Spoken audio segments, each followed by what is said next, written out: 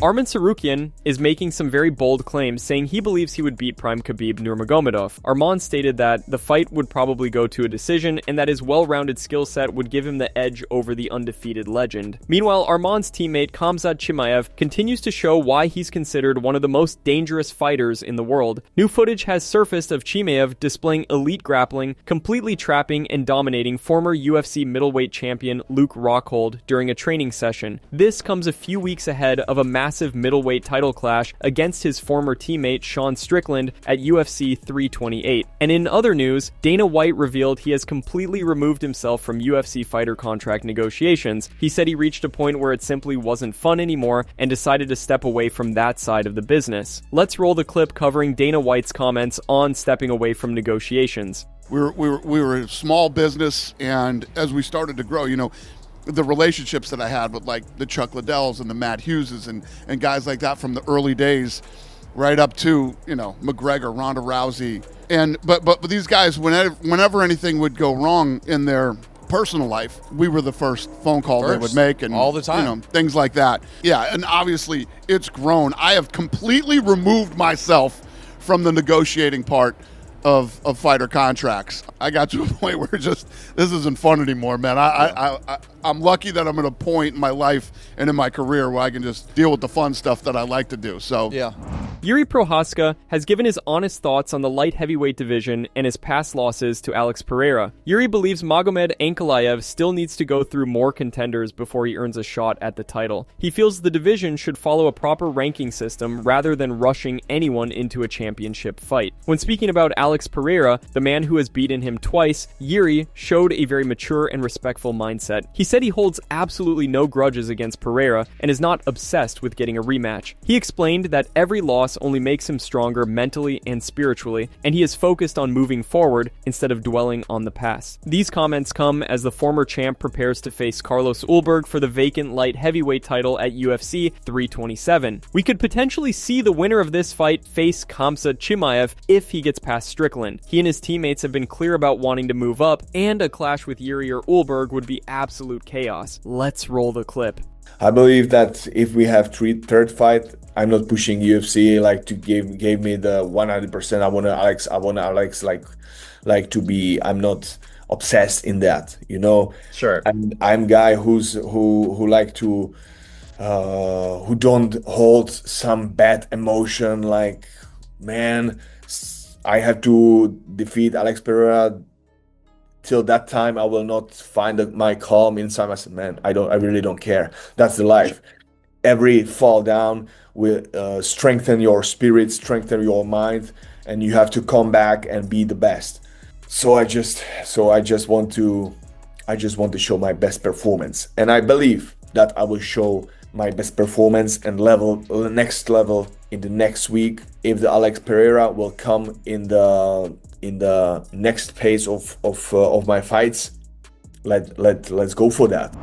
At the heels of Movsar Evloev's explosive comments, UFC President Dana White has now weighed in on the altercation between Evloev and Ilia Topuria. To recap, for weeks there were only rumors. Whispers of a backstage altercation between Topuria and Movsar floated around the MMA world, but nobody had gone on record until recently. In an interview with Russia's Sport 24, Movsar finally broke his silence. Normally calm and composed, the undefeated contender unleashed with a rare level of fire. He confirmed the incident, saying Ilia approached him backstage at a recent MMA event and attempted to intimidate him with his behavior. He blasted Topuria for what he described as fake clownish behavior, calling out the reigning lightweight champ for his unquote stupid actions and gimmicks. According to Movsar, he's had enough and he wants to settle things in the cage, regardless of weight class. And here's where it gets really interesting. Movsar said he's so committed to making this fight happen, he'd move up to lightweight if that's what it takes, even if Topuria ends up losing to Justin Gaethje in his next fight. The Ingusetian fighter is hunting for Ilia at this point. This beef has now turned into something personal. In a recent appearance on YouTube, Dana White was asked about this altercation. Here's what he said.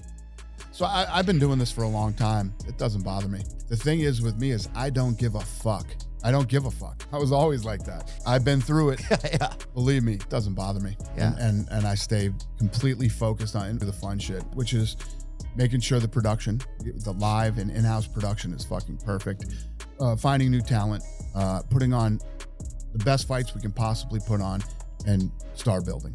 Those are the things that I really focus on. Petr Yan just posted a video of himself working on the speed bag, looking sharp and fast, with the caption, "Fists are itching already." The footage shows Yan training at a high level, suggesting he is healthy and preparing to return soon. This directly contradicts Sean O'Malley's recent claim that his upcoming fight against Arman Tsarukyan at the White House card is for the interim bantamweight title because Yan is injured. O'Malley had said the UFC made the fight an interim bout due to the champion's injury, but the Russian's new training video strongly suggests otherwise. The situation has now become very unclear. If Yan is healthy and actively training, it raises questions about whether O'Malley versus Zahabi will actually be for the interim belt, or if the UFC has other plans in mind. Many fans are now waiting to see how the promotion handles the bantamweight division moving forward, especially with Merab Dvalishvili also in the mix.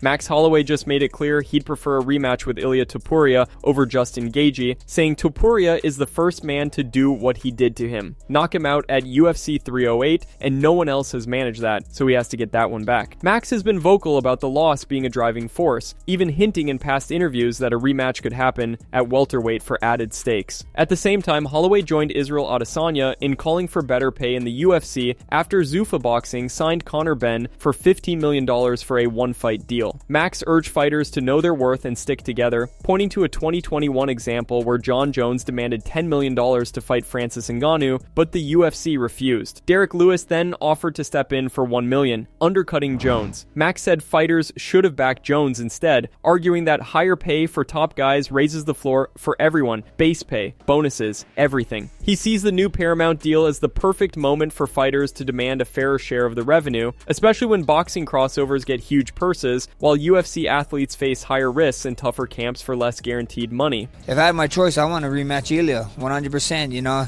he did what he's the first man that did what he did to me, and no one else could. So I gotta get that one back. You know, me and Gaethje have history, and I know Gaethje want to get that one back. That'd be a fun fight also. But hey, may the best man win, and we see. And hopefully, fighters can start getting together, being smart. And one time, it's always gonna stick out to my mind was when I love Derek Lewis, man. He's a man. But when John Jones said, "Oh, I'll fight Francis," I think so. He's like, "Give me $10 million or whatever it was." And UFC said, "Hell no, we're not paying you that," right? Derek Lewis, I believe, was ranked at the time, and he said, "What? John will do this for 10. Give me a meal. I'll fight Francis now." It's like, man, we cannot be doing that, brother. You need to be like, "Yeah, John." You know, you needed to almost stand in John's corner, be like, "Yeah, John, you deserve 10. Go get that 10." Because guess what? If you fighting for 10, then it looks like your base pay probably comes up too. You know what I mean? That's it from MMA Psycho. Thanks for watching. Don't forget to leave a like and subscribe for daily MMA news.